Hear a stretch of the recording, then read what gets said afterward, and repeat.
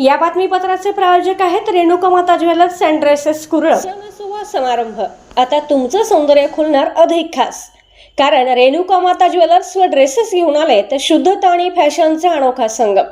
आमच्याकडे मिळतील 100% शुद्ध हॉलमार्क प्रमाणित सोने चणे चांदीचे आकर्षक दागिने, लग्न सराईसाठी खास डिझाईन्स आणि पारंपरिक दागिन्यांचा अफाट खजिना।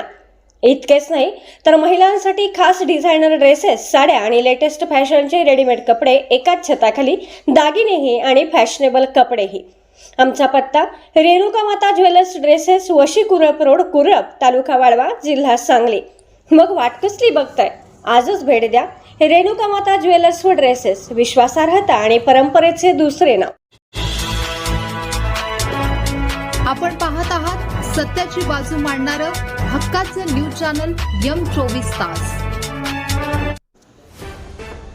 ईश्वरपूर पोलिसांची मोठी कारवाई। घरफोड यांनी जबरी चोरी करणारे 2 विधी संघर्षित बालक ताब्यात। पेठनाका व वाघवाडी येथील चोऱ्यांचा छडा।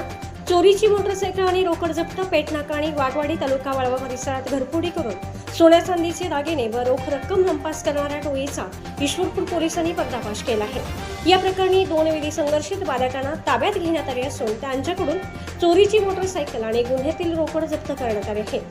दिनांक 24 मार्च रोजी मध्यरात्री पेठनाका येथील रामचंद्र हिंदुराव पाटील आणि वाघवाडी येथील संगीता मारुती वाघ यांच्या घराचे दरवाजे उघडून अज्ञात चोरट्यांनी सुमारे 2,03,300 रुपये किमतीचे दागिने आणि रोकड चोरून नेली होती। या प्रकरणी इस्लामपूर पोलीस ठाण्यात गुन्हा दाखल झाल्यानंतर पोलीस उपनिरीक्षक श्रीकांत वासुदेव यांच्याकडे तपासाची चक्रे सोपवण्यात आली होती।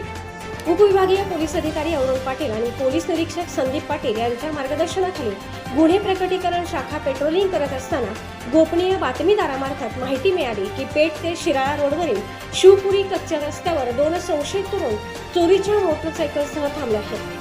पोलिसांनी तातडीने सापळा रचून या दोघांना ताब्यात घेतले। तपासणी दरम्यान त्यांच्याकडे MH13 DX 5698 या क्रमांकाची हिरो HF डिलक्स मोटरसायकल आढळली।